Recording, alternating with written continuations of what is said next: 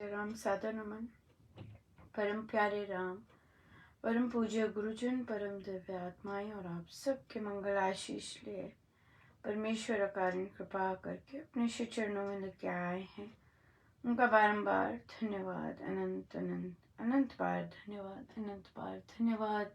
गुरुजनों की अकारण कृपा से वे मन के रूपांतरण में लेके आते हैं। उनका बारंबार धन्यवाद, बहुत बहुत धन्यवाद। बहुत ही प्यारा दिन रहा और बहुत सुंदर इंटरेक्शंस आरंभ हुआ था बच्चों के साथ। उनकी पुस्तक, जो भी वे पुस्तक ले रहे हैं उसकी चर्चा के साथ। देखिए, बच्चों के एग्ज़ाम्स भी हैं और फिर भी वे आते हैं। सो बच्चों को बहुत बहुत शुभ मंगल कामनाएं एग्ज़ाम्स के लिए। और परमेश्वर कृपा करें कि वे जो सीख रहे हैं वे अपना सके। स्ट्रेस लेवल अगर आता है तो हम जानें कि स्ट्रेस लेवल रिज़ल्ट पे आता है कि कैसा आएगा, क्वेश्चन कैसा आएगा। और यही हम सबकी साधना है कि हम करने पे फोकस रहें, अपने एक्शन पे फोकस रहें। इजी तो कुछ भी नहीं होता, बट फिर भी कर सकें तो बहुत बहुत सुंदर बात है, बहुत ही सुंदर बात है। हम और भी बहुत सुंदर चिंतन रहा और कई जगह पर महाराज श्री का कल प्रवचन भी बहुत सुंदर, बहुत ही प्यारा था। और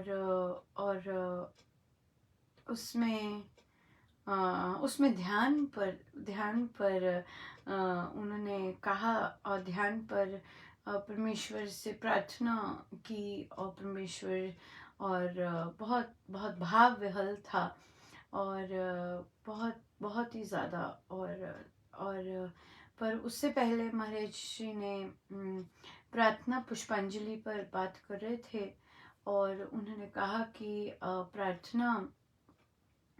प्रार्थना करने के लिए जो स्वामी जी महाराज ने सब प्रार्थनाएं की हैं, तो उसके लिए हमें अपना अंतःकरण शुद्ध होना बहुत आवश्यक है। और अंतःकरण, महाराज कहते कि हमें पता चल जाता है कि हमारा अंतःकरण शुद्ध हो गया, बिल्कुल पाक पवित्र हो गया है। पर महाराज कहते कि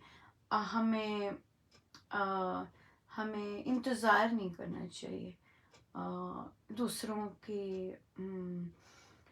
कि वो कब प्रभु उसे शुद्ध करते हैं। तो हमारा जिस तरह हम लोग जाप ध्यान करते हैं, तो प्रार्थना अंग है। आज प्रश्न भी इस पे आया और हम लेंगे भी। तो फिर उन्होंने कहा कि जिस तरह जाप हमारा अंग है, ध्यान अंग है, वैसे ही प्रार्थना भी हमारा बहुत घनिष्ठ अंग है हमारी साधना का।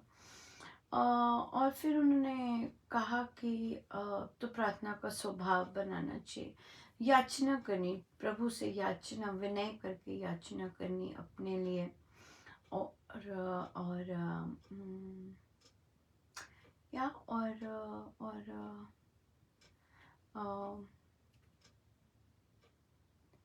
दीनहीन होकर अपने लिए याचना करनी, निस्सहाय बनकर अपने लिए याचना करनी।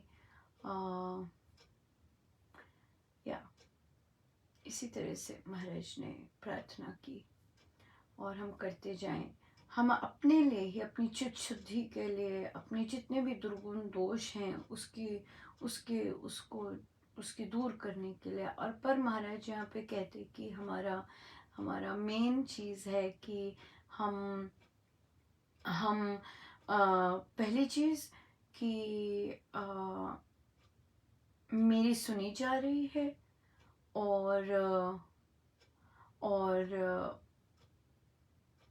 और मैं निस्सहाय हूँ। इस तरह से ही बात की थी।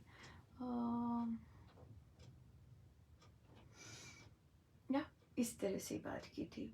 सो चलिए हम चलते हैं आगे और हम लेते हैं, अपना आरंभ करते हैं अपने प्रभु के श्री चरणों में।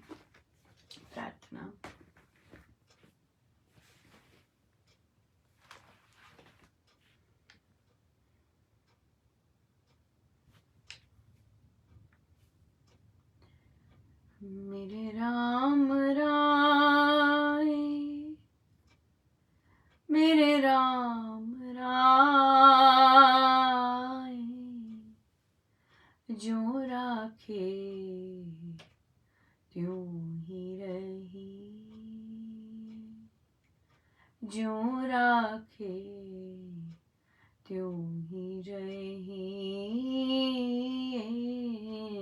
दुख पावे तो नाम जपावे, सुख तेरा नाम रही, सुख तेरा नाम रही।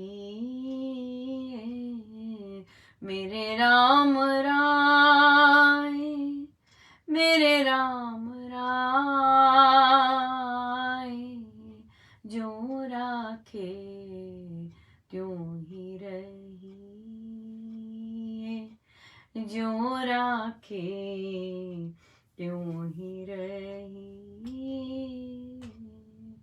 पार ब्रह्म परमेश्वर सतगुरु, परमेश्वर सतगुरु, आपे करने हारा।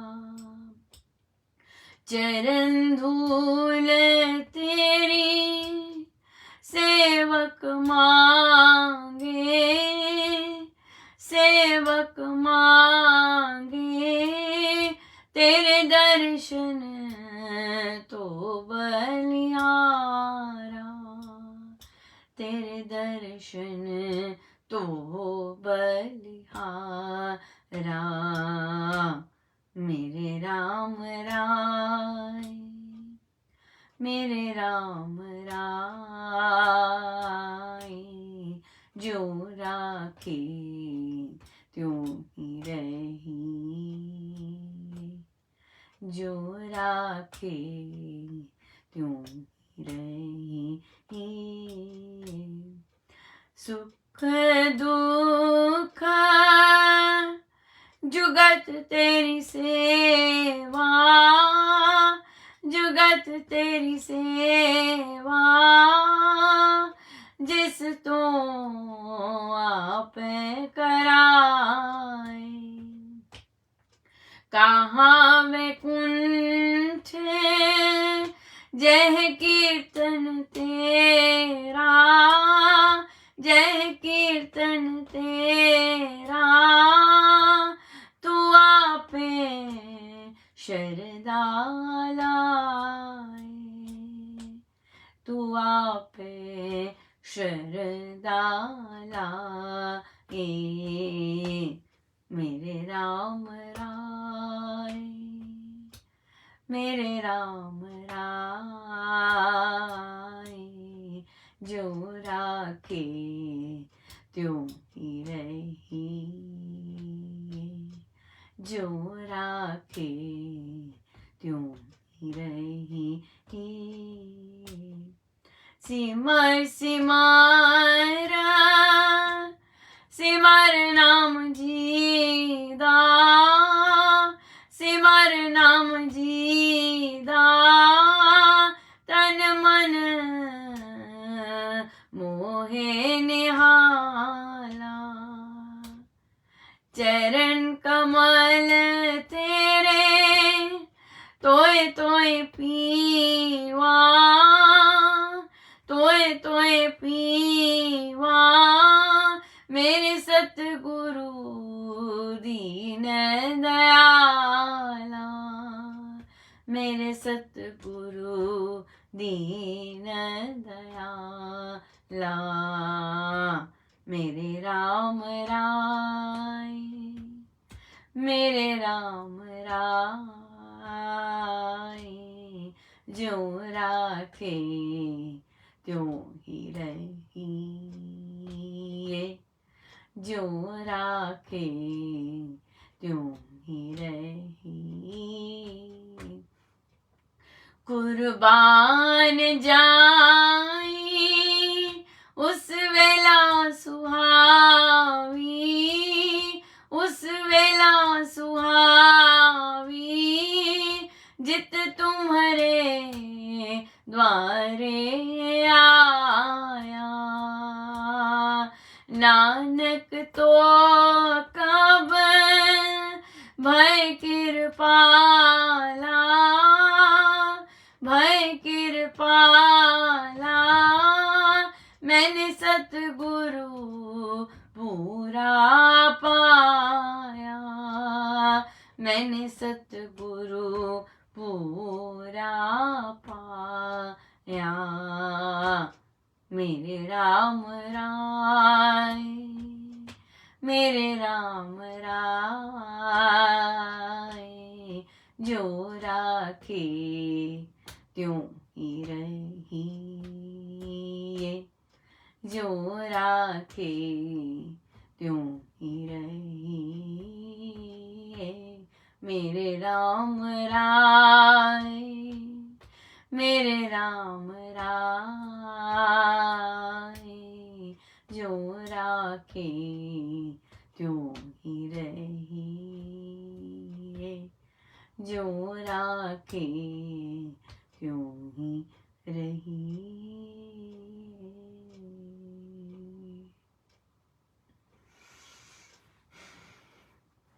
बहुत सुंदर और बहुत अच्छा आज बच्चों का रहा, बहुत सुंदर। मुझे एक्सपेक्ट नहीं था कि वो एग्ज़ाम में भी अपना ये सब कर रहे होंगे प्रैक्टिस, पर कहते हैं हम सुंदरकांड जी सुनाए। मैंने कहा वो ये कहाँ से आया, तो कहते और सुनाया उन्होंने, बहुत सुंदर। तो मैंने तो उन्होंने देखा तो लिस्ट, कहते हमारी ड्यूटी लगी है। मैंने कहा ड्यूटी लगी है, वो तो मैं मन में सोच रही थी कि मैं तो वो चेंज कर दूंगी कि बच्चे अभी रेडी नहीं होंगे, तो वो तो हारमोनियम के साथ रेडी हैं बिल्कुल, देख तरह की जबरदस्त करते। मैंने कहा, फिर मैंने देखा, मैंने कहा हाँ, तो वो एक कहता, फिर दूसरा कहता मैं भी रेडी हूँ, दूसरा कहता मैं भी रेडी हूँ।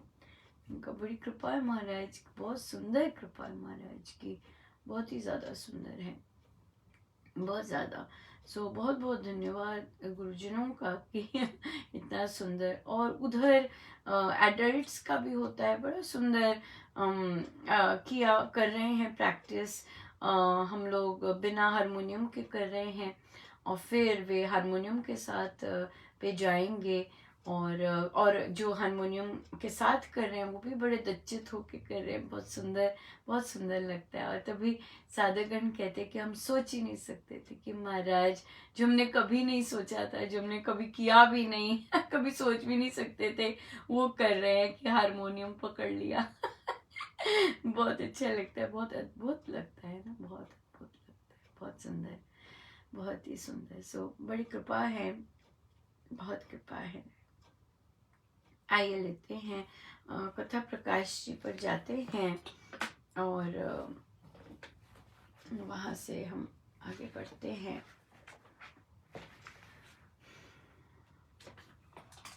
पेज है 561। दूसरा प्रसंग। कश्मीर देश में एक ऐसा पंडित रहता था जो आत्मज्ञानी समझा जाता था। अनेक सज्जन उससे आत्मज्ञान के साधन सीखा करते थे। एक दिन एक जिज्ञासु ने उसको कहा, कृपया आत्मा की सिद्धि में कोई प्रमाण बताइए। पंडित बोला, जिसके आश्रय सारे प्रमाण हैं, जो सब प्रमेयों जानने योग्य वस्तुओं का प्रमाता ज्ञाता है और तर्क का करता है, उसको प्रमाणों से कौन जाने। वह तो जानता है कि मैं हूँ, मैं देख रहा हूँ, सुन रहा हूँ तथा नाना चेष्टाएं कर रहा हूँ। प्रत्येक मनुष्य जानता है कि मैं ज्ञाता हूँ, अपने होने का ज्ञान मैं हूँ, इस प्रकार सभी को प्राप्त है। ये वह का ज्ञाता स्वयं ज्ञान स्वरूप है, चैतन्य है और प्रकाशमय है। पांचों तत्वों में ज्ञान गुण किसी भी तत्व का नहीं है। पांचों तत्व में चेतना रहित और ज्ञान शून्य है। जब पृथ्वी आदि 5 तत्व अचेतन है, तो उन जड़ों के संघात रूप शरीर में जो चेतना होती है वह उन भूतों की कैसी मानी जाए। पांचों से पृथक चेतना आत्मा है। देखने के लिए आंख है, देखने वाला वही है। सुनने के लिए कान है, सुनने वाला वही है। ऐसे ही रसियता, ग्राहता आदि वह आत्मा ही है। पांचों इंद्रियां तो ज्ञान प्राप्त करके उसके साधन तथा द्वार हैं। जैसे खिड़की खोलकर बाहर को देखने वाला खिड़की से भिन्न होता है, ऐसे ही आंख आदि खिड़कियों से बाहर के पदार्थों को जानने वाला नेत्र आदि इंद्रियों से पृथक ज्ञान स्वरूप है। मतलब कि बहुत बहुत बहुत सरल भी है, किंतु उसे आई गेस चिंतन करने योग्य है, और मनन भी दोनों, कि हम जिसे जो देख रहे हैं, अभी जो हम देख रहे हैं, तो पीछे से कौन देख रहा है? वो आत्मा। तो आंख तो मात्र क्या है? मात्र खिड़की है। कान इस समय सुन रहे हैं, तो वो कौन सुन रहा है असली में? आत्मा, राइट। और अगर जाप कर रहे हैं, जो आप लोग इस समय बैठ के जाप कर रहे हैं, तो उंगलियां चल रही हैं, मुख शायद बोल रहा है, मन ही मन चल रहा है, पर उसके पीछे कौन ये सब कर रहा है? आत्मा, है ना। इस तरह से ये है आत्मा। तो आत्मा तो जो पंचभूत बोलते हैं, जिससे शरीर बना है, वो नहीं कुछ कर सकता। उसको शक्ति कौन दे रहा है? आत्मा।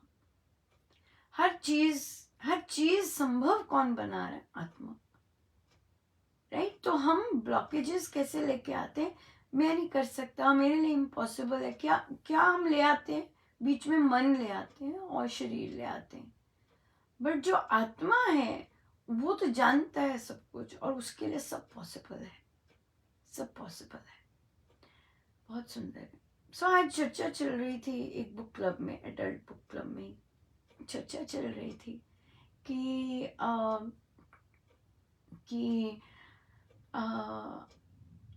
हम कि मैं वैसे तो ठीक हूँ, पर फिर ऊपर बहुत कुछ चल रहा है, बहुत कुछ चल रहा है। तो जब ऐसी चीजें चलती हैं, तो हम ये कहें, ये करना हमारे लिए आवश्यक है। क्या ये जो मेरे अंदर सब चल रहा है, ये मुझे प्रभु के निकट ले आएगा? क्या इन सब चीजों से मैं प्रभु के निकट आ सकता हूँ, या आ जाऊंगा, या आ जाऊंगी? यू नो, ये एक क्वेश्चन, जहां भी हम उलझे होते हैं, बहुत सुंदर क्वेश्चन है उसे सॉल्व करने का, कि इन चीज़ों में पड़ी हुई हूँ, या इन चीज़ों का मैं सोच रहा हूँ या सोच रही हूँ, क्या मैं इन चीज़ों से अपने परमेश्वर के निकट और चली जाऊंगी? अगर लक्ष्य हमें है कि मुझे परमेश्वर के और निकट होना है, तो फिर हम उसको अपने लक्ष्य पे फोकस क्यों नहीं रहें? कि मुझे लक्ष्य अब मेरा ये है कि मुझे परमेश्वर के और निकट होना है, तो फिर ये जो मैं सोच रही हूँ, या जो मैं अटकी पड़ी हूँ, इसे मैं छोड़कर मैं क्यों नहीं करती अपना जो मुझे करना है, जिससे मैं प्रभु के निकट होंगी? सो ये चीज़ बहुत इम्पोर्टेंट है। और फिर हम या चले वहाँ से। लक्ष्य याद रखना बहुत ज़रूरी है कि मेरा लक्ष्य क्या है। अब यहाँ जैसे महाराज भी कहते हैं, और उनका भी कोट यही आया था कि कि मैं सत्संग में हूँ, या मैं यहाँ बैठा सुन रहा हूँ, मेरा लक्ष्य क्या है ना। मेरा लक्ष्य क्या है? मेरा लक्ष्य है कि परमेश्वर के और निकट होना, और निकट होना, और वह मैं लक्ष्य साधे रखूँ, हमेशा साधे रखूँ, राइट। बहुत सुंदर। एक और साधिका जी ने कहा कि महाराज का कल जो प्रवचन था, वो बहुत ही हृदय स्पर्शी था। और महाराज बहुत ही रुदन करके प्रार्थना कर रहे थे प्रभु से। तो साधिका जी कहती, मैं बहुत रोती रही उनको ऐसा देख के कि महाराज ऐसा कर रहे हैं, और रोती रही। और उसके बाद कहते, मैं सारा दिन अभी भी मेरे अंदर बहुत ज़्यादा उदासी है। वैसे बहुत सुंदर साइन है ये, वैसे बहुत सुंदर साइन है, गीला कपड़ा जिसे महाराज कहेंगे। और हो सकता है वो गीला कपड़ा भी ना हो, वो हो सकता है खांड का ढेला और मिट्टी का हो। क्यों? क्योंकि अ, अ, जब जब हम सत्संग में बैठ के इस तरह से हमारे भाव उमड़ते हैं, किंतु जब हम सत्संग से बाहर होते हैं और अपने दिन भर के कार्य करते हैं, तो फिर कई साधक सूख जाते हैं। उन्हें वो चीज़ केवल सत्संग में स्पर्श की होती है, बाहर कुछ नहीं। तो महाराज ने ऐसे साधकों को पत्थर कहा है, पत्थर जैसे हैं कि वहीं पे असर होता है, बाहर जाके नहीं असर होता। उसके बाद गीला कपड़ा, महाराज ने कहा कई साधक भीगे हुए कपड़े जैसे होते हैं कि उन्हें सत्संग में तो भीग जाते हैं, पर दिन भर भी उनमें भीगे रहते हैं, गीले रहते हैं। किंतु कई बार परिस्थिति आने पर बदल जाते हैं। पर कई साधक मिट्टी का ढेला बन जाते हैं, और या खांड का या नमक का, कि वो न केवल बाहर भी भीगे रहते हैं, पर सदा ही फिर भीगे रहते हैं, सदा ही भीगे रहते हैं। हो सकता है मुझे इतनी ऐसी नज़र नहीं है मेरे अंदर, किंतु हो सकता है ना, कि उन्होंने कहा कि मैं भी, वो तो ये तो डेफिनेटली है कि सारा दिन उसी में रहे, और महाराज की जो विरह की जो अग्नि थी, उनका तो ये था कि महाराज ऐसा क्यों कर रहे हैं, पर उनको कितनी गहरी छू गई, टीस सी अंदर, कहते अभी भी छुई हुई है अंदर। तो मानो कि बहुत बहुत ज़बरदस्त कृपा बरसी। और फिर और महाराज की इस तरह से वे गीले ही कपड़े हैं, या या ऐसी ऐसी कृपाएं बरसती हैं। बहुत बहुत आनंद ले रहे हैं साधकगण, बहुत बहुत कृपाएं महसूस कर पा रहे हैं। सो परमेश्वर कृपा करें कि वे सदा ही ऐसे भीगे हुए रहें, है ना। ये खुमारी ना उतरे, जिसको भी महाराज दे रहे हैं, भीगे ही रहे परमानेंटली, है ना। ऐसा नहीं हो कि पल भर के लिए भीगे, नहीं, परमानेंटली भीग जाए। अगर उनके प्रारब्ध में परमानेंटली भीगना नहीं है, तो भी महाराज कृपा करते कि परमानेंटली ही भीग जाए, परमानेंटली भी भीग जाए। बड़े दयालु हैं प्रभु, बड़े दयालु हैं, सो परमानेंटली भीगे ही रहे। बहुत कृपा है, कृपा बरसे सब पर। आइए लेते हैं प्रश्न।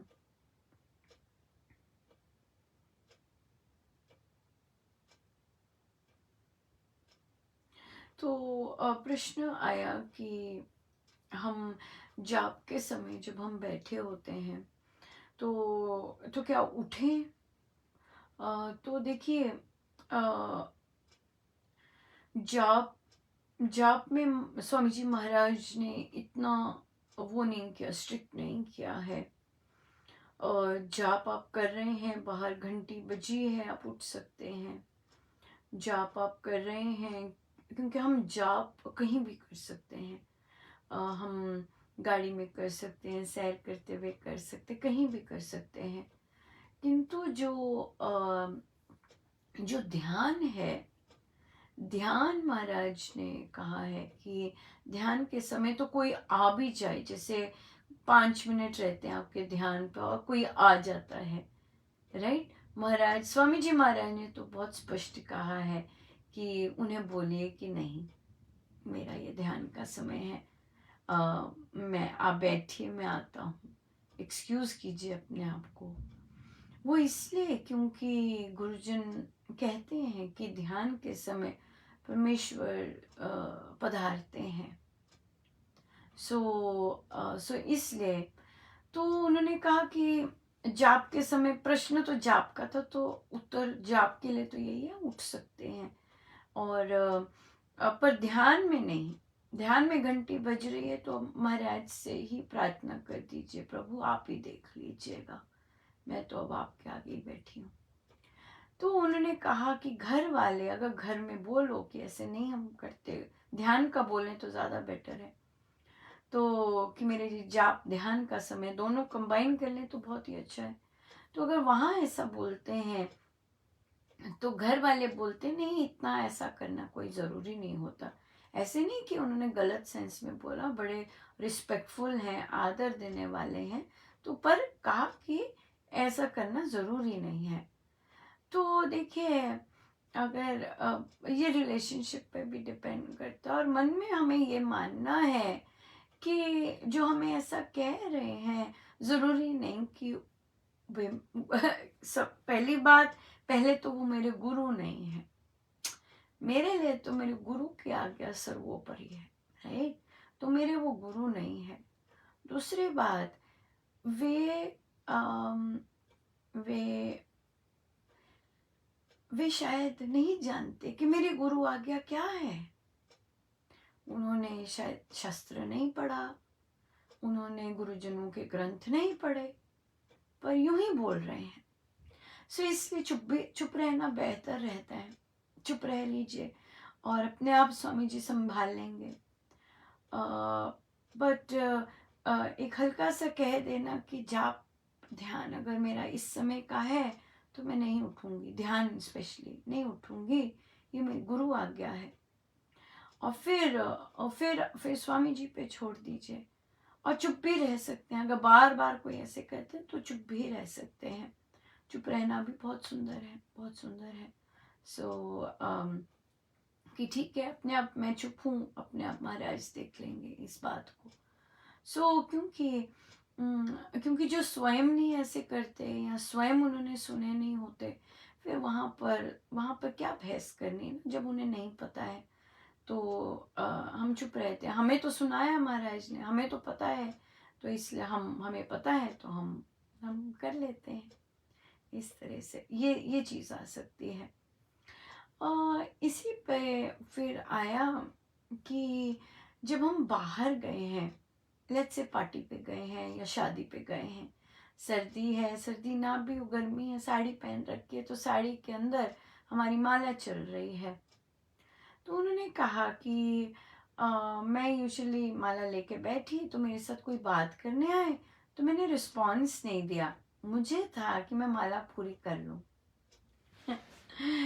तो वहाँ उन्हें कहा कि हम जब बाहर गए हैं तो हमारा सामाजिक ड्यूटी है, राइट? पहली, अब सामाजिक ड्यूटी है तो हमें समय मिल गया, तो हम सोचते हैं अरे इतना समय है, इससे अच्छा मैं माला कर लूँ, तो हम अपनी माला ले आते हैं। किंतु सामाजिक ड्यूटी फर्स्ट है। अगर हम रुकते हैं, अगर हम बोलते नहीं हैं, तो अब हम क्या कर रहे हैं? प्रदर्शन। वो प्रदर्शन में आएगा। क्यों? क्योंकि वो किसी की नज़र में आया। कोई पूछेगा बोल क्यों नहीं रहे हो, ये क्या कर रहे हो, यहाँ क्यों कर रहे हो? तो वो आ गया दिखावा, प्रदर्शन आ गया। हम वहाँ पे तो ये हमारा एडिशनल है ना, ये हमारा स्थान थोड़ी ना, ये तो हमने मौज मस्ती के लिए कर लिया कि अच्छा सब अपने में मस्त है, मैं भी अपने में मस्त हो जाऊं, और मैंने साड़ी में कर लिया तो, या शॉल में कर लिया, है ना, जिस तरह भी हमने अपनी परिस्थिति बना ली। और तो पर इस तरह नहीं करना कि मेरी माला पूरी हो जाए, नहीं, वहीं पे उंगली रख लीजिए, कर लीजिए, कोई मिलने आया है और बातचीत करने के बाद फिर अपना शुरू कर दीजिए, राइट? क्योंकि हम यहाँ पर जाप करने नहीं बैठे, हम वहाँ पे समाज में बैठे हैं और समाज के लिए गए हैं। तो वो कार्य उसके लिए, उसके भी तो कर्तव्य है ना। तो वहाँ पे हम इस तरह का नहीं ना करें तो बहुत अच्छा रहेगा। नहीं तो फिर बाकी अपना जैसे भी, पर वो नज़र में नहीं आना चाहिए, अरे ये क्या कर रहे हैं, है ना। क्योंकि फिर पूछा, अरे क्या कर रहे हो, ये क्यों कर रहे हो, किस लिए कर रहे हो, इस तरह से। सो तो ये बात है। या तो या इसलिए इसलिए अटेंड करना, अरे अटेंड करें तो ज़्यादा ज़रूरी है। हमारी इंटेंशन नहीं होती, ऐसे नहीं है कि मैं इंटेंशन है कि मैं दिखावा करूं, नहीं, पर नज़र तो नज़र में आ गया ना दूसरे के, फिर वो पूछेंगे। या तो फिर हम बिंदास हैं, या तो फिर या तो हम साड़ी के अंदर ना रखें, बाहर ही बिंदास होके करें, वो भी अलग बात है। है ना। उस तरह की अगर बिल्कुल ही फ्री फ्री हो जाए, पर उसमें ध्यान रखना है कि मैं कहीं प्रदर्शन तो नहीं कर रही, कहीं मैं दिखावा तो नहीं कर रही, इस बात का बहुत ज़्यादा ध्यान रखना है। क्योंकि दिखावा और प्रदर्शन हम संसार के लिए करते हैं, नाम जब हम परमेश्वर के लिए कर रहे हैं। हम चाहते हैं कि परमेश्वर की नज़र, हम जानते हैं कि परमेश्वर की नज़र सदा मेरे पे रहे, और मैं उनके ही सानिध्य, उनकी ही नज़रों में अपना सारा काम कर रही हूँ, राइट। पर जब हम इस तरह से बाहर करते हैं तो फिर कहीं ना कहीं संसार बीच में आ जाता है, जैसे कि अभी आया, उसने टोका या पूछा, है ना। तो इसलिए अगर हम केवल अपने परमेश्वर के लिए करें, और बाकी चीज़ उस हम हमारी कोई ऐसी चीज़ से प्रदर्शन ना बने, दिखावा ना बने, तो बेस्ट बेस्ट बात है, बहुत सुंदर बात है। तो ऐसा कर सकते हैं या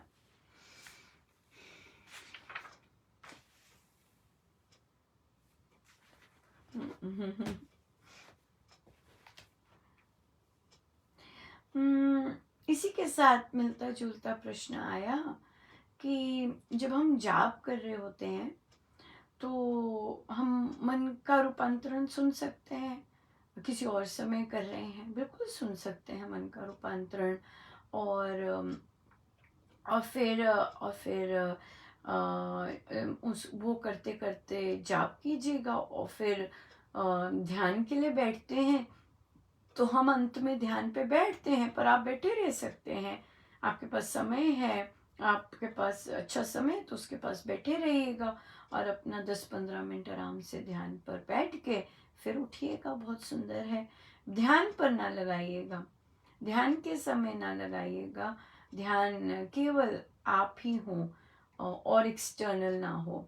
किंतु जाप के समय बिल्कुल लगा सकते हैं, इस समय भी जैसे सुन रहे हैं, कि सुबह उठे हैं तो जाप कर रहे हैं तो सुन ही रहे हैं, तो बहुत बढ़िया है। फिर कहा कि कई बार जाप में सत्संग की बातें आती हैं। देखिए, अगर सत्संग की बातें परमेश्वर के संदर्भ में हैं तो बहुत सुंदर बात है ना। कि चिंतन चल रहा है, कोई सुंदर सी बात प्रभु की याद आ गई और सत्संग में कही थी, क्योंकि सत्संग में सुनी थी और वो बात याद आ गई, तो बहुत ही सुंदर बात है।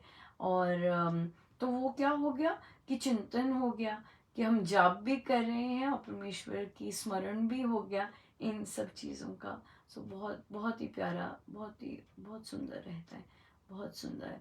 हम्म हम्म, बहुत सुंदर।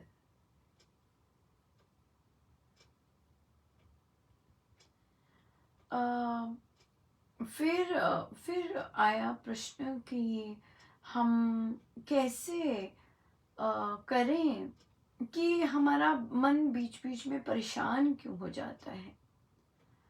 और चाहत के कारण जैसे पिछली बातों से परेशान हो जाता है, चाहत के कारण, कोई चाहत है इस कारण परेशान हो जाता है, और पिछली चाहत है कोई, अभी की, अभी जो हो रहा है उसमें कहीं ना कहीं कृपाओं में कमी है, अभी जो मिल रहा है उसमें कहीं ना कहीं हमें हमें कमी दिखती है, तभी हम पिछली बातों पर उदास हो जाते हैं, और फिर अफसोस भी शायद करते हैं कि ये सब क्यों हो रहा है। अगर हम इस पल जो हमारे पर कृपाएं इतनी बरस रही हैं वहाँ वहाँ फोकस रहें, तो देखेंगे कि जो पिछला है वह वह वह वह मंद होता जाएगा। हाँ, ये बात अलग है कि आप भुलाना नहीं चाहते पिछला, वो बात बिल्कुल अलग है। किंतु जप योग के द्वारा जब आप जाप कर रहे हैं, आप यकीन मानिए, आप जाप इस भावना से कीजिए कि जाप करते करते कि मेरे राम में इतनी शक्ति है कि जितना भी मेरा अतीत है उसे मैं स्वीकार कर पा रही हूँ, सहर्ष स्वीकार कर पा रही हूँ। जितना भी मेरा भविष्य है मुझे अब उसकी चिंता नहीं, मुझ पर अनंत कृपा इस पल बरस रही है। सो इस तरह का जप योग के द्वारा हम कर सकते हैं, राइट। क्योंकि हमें हमें राम, ऐसा नहीं कि हमें राम पे विश्वास नहीं है, बिल्कुल विश्वास है, पर क्योंकि हमारे हम कहीं अटके हुए हैं, और वो चाहत के कारण अटके हुए हैं, तो फिर हम परमेश्वर से विनती कर सकते हैं कि विनती भी कर सकते हैं, जब प्रार्थना करते हैं तो विनती करें कि परमेश्वर आप इतना स्नेह लुटा रहे हैं मुझ पर, इतना प्रेम दे रहे हैं, मेरा प्रेम आप में और गहरा हो जाए। तो प्रार्थना जब करनी है तो हम प्रेम की प्रार्थना करें। किंतु जब हम जप योग कर रहे हैं तो फिर हम जप योग कैसे करें कि हम इस राम नाम से मैं अपने अतीत को सहर्ष स्वीकार करती हूँ, क्योंकि उस अतीत के कारण आज मुझे ये परमेश्वर की श्री चरणों में स्थान मिला। अगर मेरा अतीत वैसा ना होता तो मेरा को आज परमेश्वर के श्री चरणों में स्थान ना मिलता शायद। ये तो मेरा अतीत ऐसा है कि मुझे परमेश्वर के श्री चरणों में स्थान मिला। मेरे जीवन की सारी घटनाएं इसीलिए हुई कि मैं परमेश्वर के श्री चरणों में आकर उनका नाम ले सकूं, उनसे प्रीति कर सकूं। सो ये जो चीज़, ये जो भावना है, इसको स्वीकार करना, सो इसमें क्या होता है, रिग्रेट्स नहीं रहते, है ना। वो जो चाहत है, उस वो चाहत नहीं हो रही पूरी, और नहीं हो सकती पूरी, तो उसके रिग्रेट्स हैं, वो रिग्रेट्स नहीं रहते। जितना हम अपने आप को ग्रैटिट्यूड से, कृतज्ञता से, धन्यवाद से भरते जाते हैं, तभी महाराज ने इतनी कृपा की है कि प्लानर्स में हम कृतज्ञता से भरते जाएं। तभी देखिए यहाँ पर भी टॉक में क्यों कृतज्ञता और कृपाओं की चर्चा चलती है, ताकि हम जो लिख रहे हैं वो हम लिटरली भरते जाएं। और साधक लोग कह रहे हैं कि कितनी होती हैं कृपाएं कि लिखना मुश्किल हो रहा है। क्या क्या लिखते जाएं, बिल्कुल लिखना है, जितना भी मुश्किल है लिखना है, जितना भी हम बात करते हैं लिखनी है हमें, धन्यवाद देते रहना है, देते रहना, अनंत धन्यवाद करते रहना है। सो धन्यवाद आनंद का, खुशियों का द्वार खोलता है। धन्यवाद, जितना हम धन्यवाद करते जाएं, जितना हम परमेश्वर का हर एक का धन्यवाद करते जाएं, सच में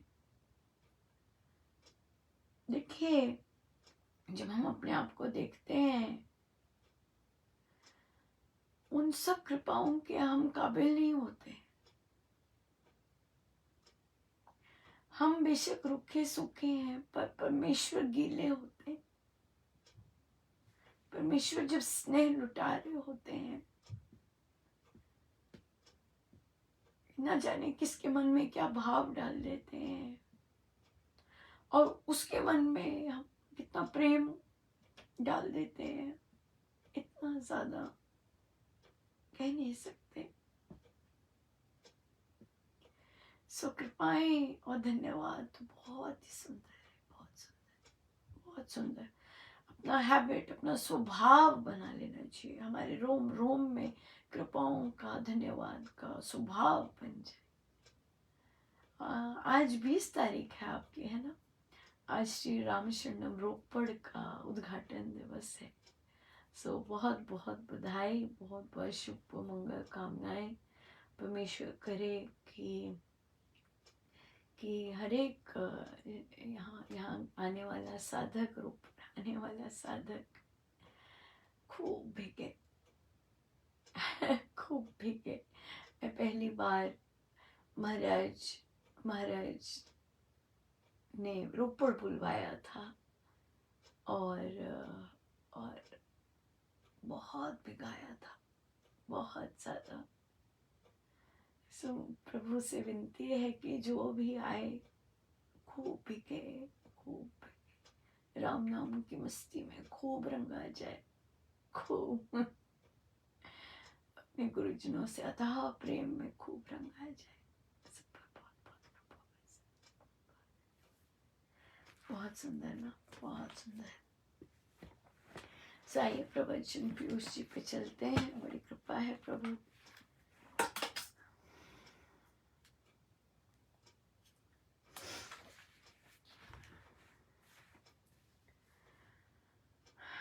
प्रचारक 506 45। ये बात सच जानिए कि श्री राम अपना काम जिससे जितना लेना चाहता है उससे उतना ही बन पाता है। मनुष्य की कामना तो कई कारणों से बहुत होती है, परंतु राम जानते हैं कि किस काम के योग्य और कितने काम के योग्य कौन व्यक्ति है। ऐसे निश्चय से धैर्य, शांति और राम भरोसा बढ़ता है। आप प्रार्थना और उसका प्रभाव इस नाम की पुस्तक का मनन करते हैं, ये उत्तम बात है। इसको जीवन में बसाना बहुत ही आवश्यक है। ऐसा किए बिना काम करने वाले का जीवन बल शक्तिहीन बना रहता है। आपके लिए शुभ कामना सदा बनी रहती है। परमेश्वर श्री राम आपको सुख स्वास्थ्य में रखे। आप नित्य भ्रमण तो करते ही होंगे, स्वास्थ्य का नियम भी पालन करना ही चाहिए। नाम आराधन भी करते रहा करो। इसमें आलस्य, प्रमाद करना उचित नहीं होता। चित्त में चिंता की चिंगारी चमकने देना हानिकारक है। मन को प्रसन्न रखना एक बड़ा कौशल और सुखी रहने का गहरा रहस्य है। अपने मानस बाग के कुसुमों को कुम्हलाने देना हितकर नहीं होता। बहुत बहुत धन्यवाद महाराज का, बहुत धन्यवाद। आनंद ही आनंद बरस रहा मेरे सतगुरु के दरबार में। आनंद ही आनंद बरस रहा मेरे सतगुरु के दरबार में। आनंद ही आनंद बरस रहा मेरे बाबा के दरबार में। आनंद ही आनंद बरस रहा मेरे सतगुरु के दरबार में।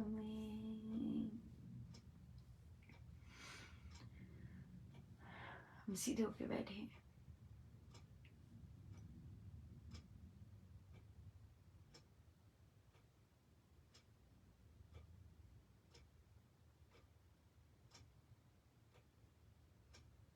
अपने प्रभु, अपने गुरुजनों के श्री चरणों में बारंबार नमन, अनंत बार नमन।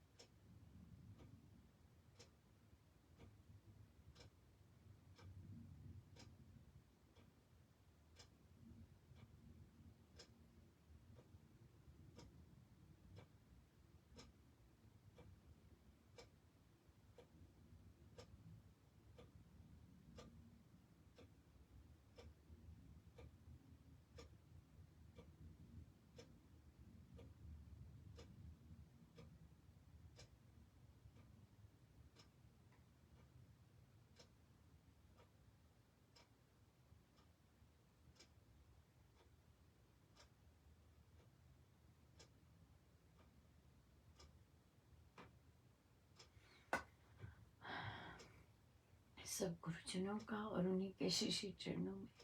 जय जय राम, जय जय राम।